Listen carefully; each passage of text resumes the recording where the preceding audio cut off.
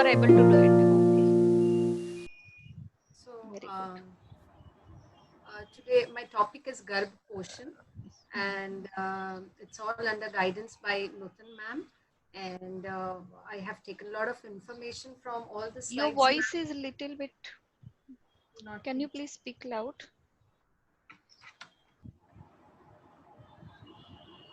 Can you hear me now? Yes, yes. Now it's clear. Yes. Okay. So it's I've taken a lot of information from ma'am your slide. Basically, most information is from there. Proceed ahead now.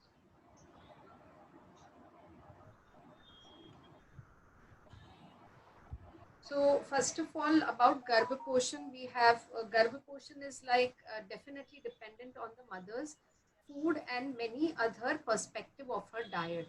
So here, how is she nourished is the basic importance during this phase of life, so that the fetus also gets equivalent nourishment. Now, this is one important abhiyan by the government, which is called as Poshan Abhiyan, Jan Andolan. So, this is basically seeing to it that our future generation that is going to come up has healthy diet, and for that they are starting the phase from now onwards, that all the children, adolescents, and the pregnant lady and lactating mother who are responsible for future generation, they should have very good diet and nourishment, so that our future country has excellent healthy people, and with that our country can progress. So we can go into the website and check more information about this. There are many other andolan like this, but this is the most recent one that has been come up. Now, Garbha Poshan. Now, Garbha Poshan, definitely we know it depends all upon the mother's diet, and mother's diet is all related to Panch Kosha diet that she is taking, so that the child is uh, child's diet is from all perspective. So, first of all, giving diet to Annamai Kosh is the physical diet that we saw in the first slide, where she is eating very healthy, nutritive diet full of iron and calcium and the micro and macronutrient, and lots of fruits and vegetables and alkaline diet. So which gives directly all this rasa goes passes on to the fetus's body, and all the subdhatu are well nourished, and the growth and development is happening to the fullest. Now, apart from that, it is also our breath, that is pranamaya kosh. So, the deep breathing, good breathing, abdominal breathing, all this will supply good oxygen to our fetus, and definitely with this good oxygen supply, there is good nourishment going to the for the growth and development of the fetus. Then comes our mental development. Mental development of the child also depends on the Manomai Kosh diet of the mother. That is the diet she takes through her senses. All the senses that what she is taking input through the senses goes to the mind, and indirectly we have seen that directly we have seen that mind affects our HPO axis, and definitely all the endocrine system. And even there is a research which says that when there are these the endocrine system of mother, the hormone secretion of mother has influence on the neuroendocrine system of the baby. So Madhumai Kosh ka diet is very important, and we have to take care what she is taking through her senses. So what she is watching, what she is reading, what she is speaking, her behavior, her thoughts, everything will influence in the development of the baby, and which will be seen post delivery, even when after his growth also.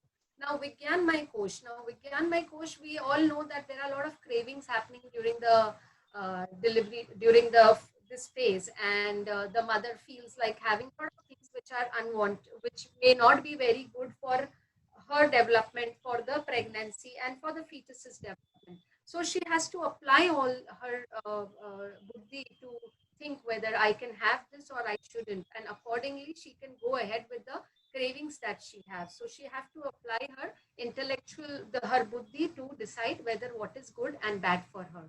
And then comes Anandamay Kosh. So if all these koshas are well taken care of, then definitely there is a true very good गर्भ का पोषण हो रहा है, and then there is good physical, emotional and spiritual well-being of the fetus, which is completely dependent on the mother. Now coming on to Panch Mahabhutik diet, we know that our body is made up of Panch Bhuta, Panch Mahabhuta, that is space, earth, fire, and space, air, fire, water, and earth. So if we are nourishing the mother is nourishing her own Panch Mahabhuta, which will definitely have direct effect on the 5 elements of the fetus that is growing in the mother's womb.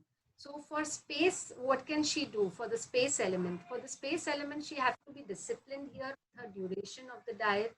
She have to have a fixed timing and the interval of the diet. What is she taking? Like if she's taking, the duration can be dependent on what she has eaten, her previous meal.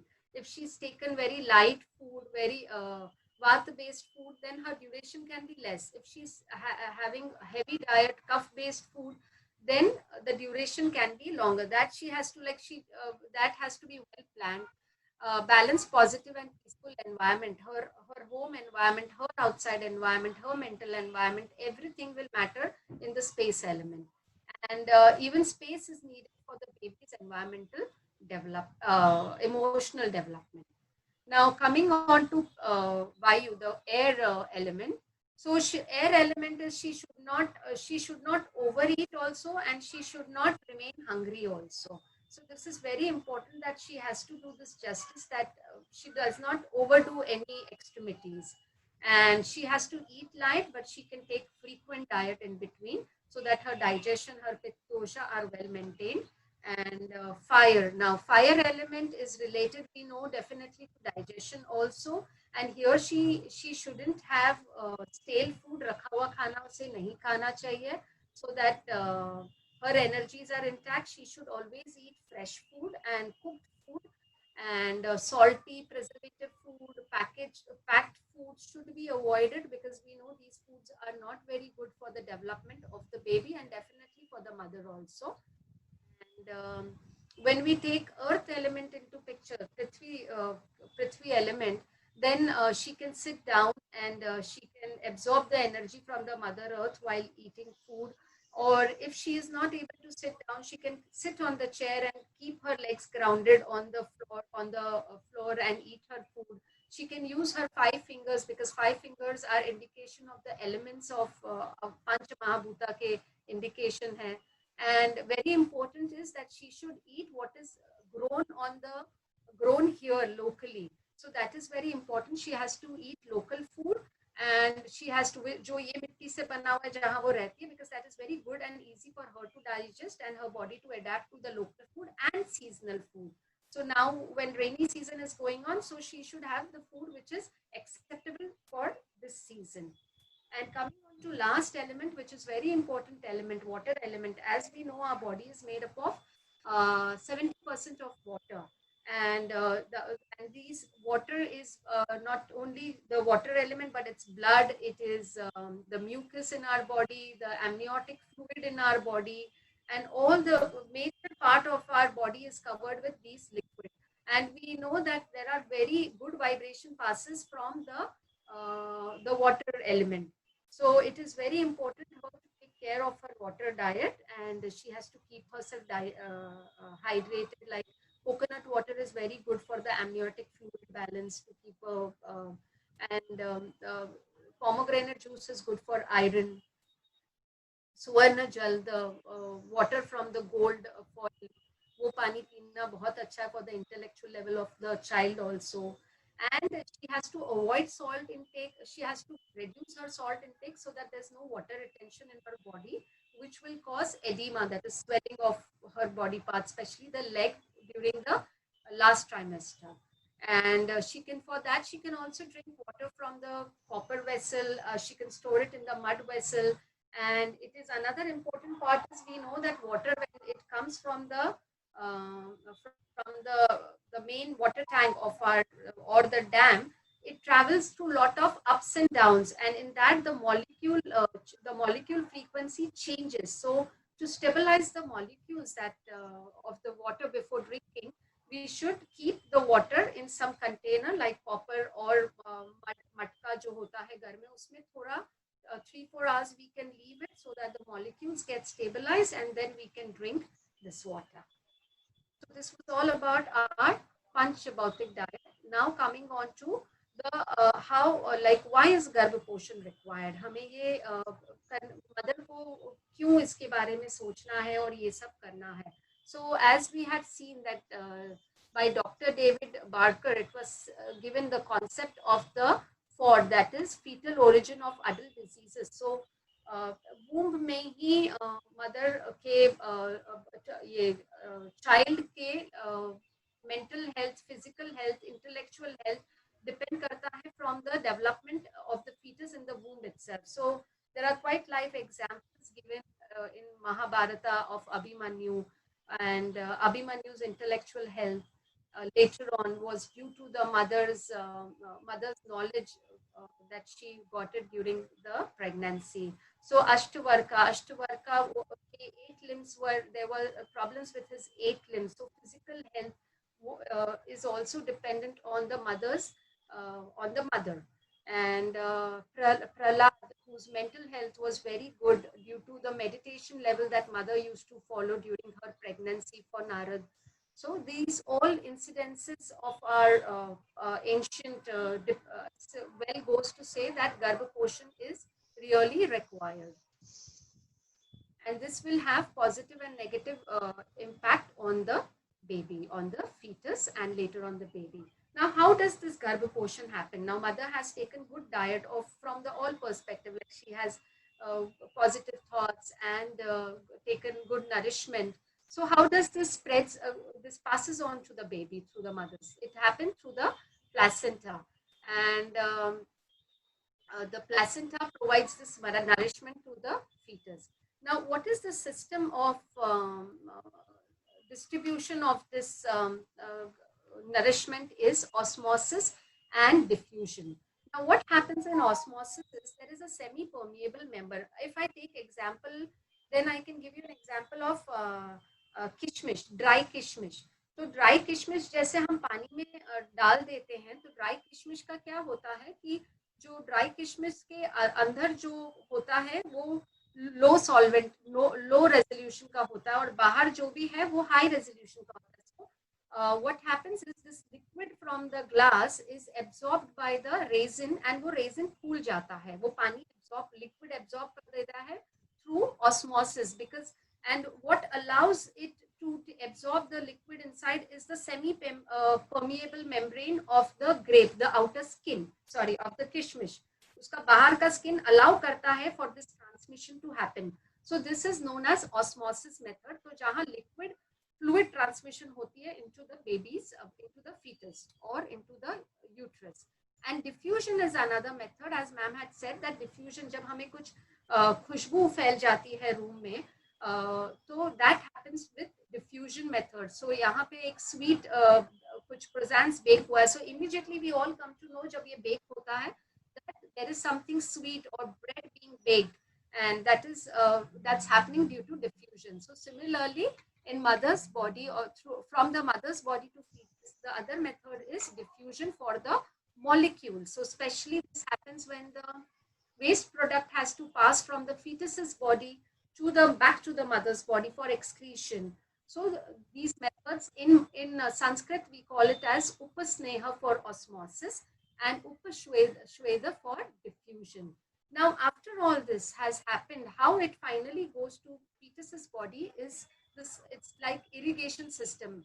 Like हमारे पास एक common place है जहाँ पे हमारा सारा nourishment है. Now it has to pass to every part of the baby's body.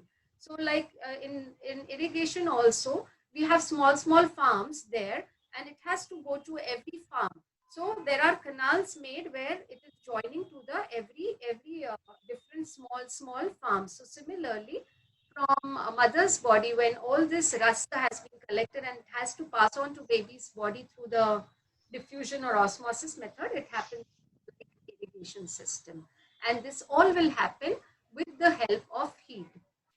जब heat होगा, and we know that womb is warmer than the outside temperature, and even the blood is warm. उसकी जो temperature है थोड़ी गर्म होती है. So due to this heat, all this absorption can easily happen into baby's body or back into mother's blood. Now there are two stages here. So the first stage is before placenta development.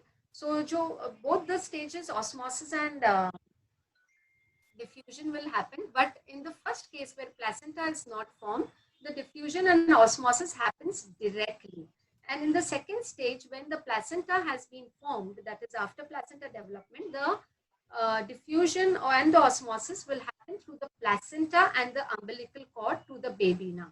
Now, why this is happening is because initially baby is too small, direct it's all right, but the second stage baby has grown quite big and the requirement has increased.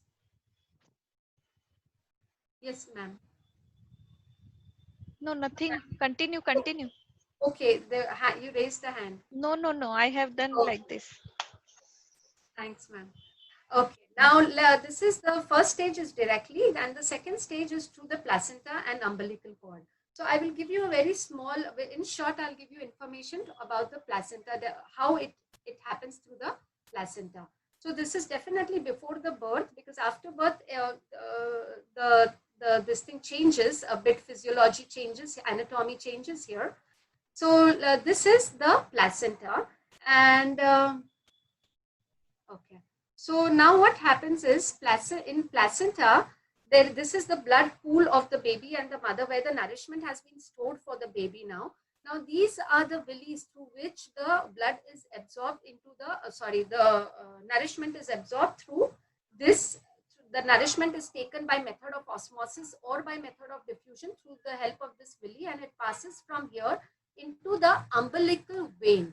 Now this blood is passing through umbilical vein into, the first is liver.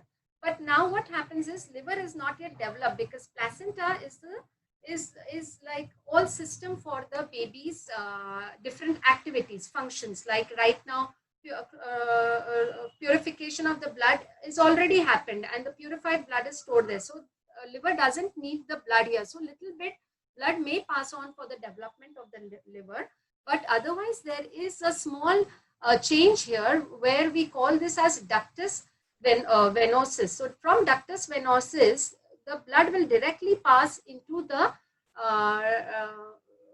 vena cava. So the vena cava is from where the blood is now here. The impure blood from the lower extremities of the baby will come back to the heart. So these are the lower extremities, take the leg, and it is coming back to the heart and mixing with the oxygenated blood, and now this oxygenated blood and the deoxygenated blood together passes into the right atrium, yeah. And also from the superior vena cava, which is up here, the blood comes into the right atrium. Now the blood here is mixed, and which also will go down into the right ventricle. So what will happen when it goes down into right ventricle? From here it will come to the pulmonary vein. Now it has come to the pulmonary vein, but we know that lungs are not yet developed, and lungs are filled with the fluid, amniotic fluid. So there is a lot of resistance here for the blood to enter inside. Little bit blood may enter into the lung for the development of the lung, but the other extra blood will again come back to the pulmonary vein. Okay, now what happens is, because there is a lot of resistance here, so the blood is not properly flowing into the lungs, and there is lot of resistance into the pulmonary artery. Now, because there is a lot of resistance in pulmonary artery, there is a lot of resistance in the right side or lower right side of the heart, due to which there is a lot of resistance on the upper right side of the heart, and due to which the entire right side is under pressure. A lot of pressure is there, which forces the blood to enter into the left atrium of the heart. Now the left atrium will also have blood here. Definitely from here, the blood will go to the lower part of the left side, that is the left ventricle. And now we have blood here also. And after this, the blood will go into aorta, and from aorta, it will go to the lower extremities for the circulation, and the nourishment and the other excretion will pass on through this system. But now what happens is, we know there is some blood in the pulmonary artery also, which is supposed to come back to the heart. But then instead of coming back to heart, there is a little adaptation of the baby's heart, where here there is an opening for the blood directly to pass into aorta, and this opening is called as ductus arteriosus. So through ductus arteriosus, it allows the blood from pulmonary artery to get into aorta. And what will happen now? The blood will then pass to the lower extremity. And another thing is, the blood from here will pass into the umbilical artery and back to the placenta for the cycle. Again, it goes back to the mother's blood, and the purification again happens, and the cycle continues. So this was all about. Here there was another small change in the heart, is from the right, it directly goes into the left side of the heart, which never happens in the adult case. This is due to foramen ovale, which allows the blood, the opening here between the two sides of the heart, it allows the blood to directly pass into the from the right side to the left side. So this was all about how the nourishment happens in the blood circulation happens into the fetus's body. And we know blood carries all the nourishment of the body, and through blood, the oxygenation or the other rasa will help the growth and development of the baby. So this was about the physical garbha portion of the mother. And through this also, what I had told about hormones, so all the hormones also or other antibodies does passes into the blood here. So this was all about it. And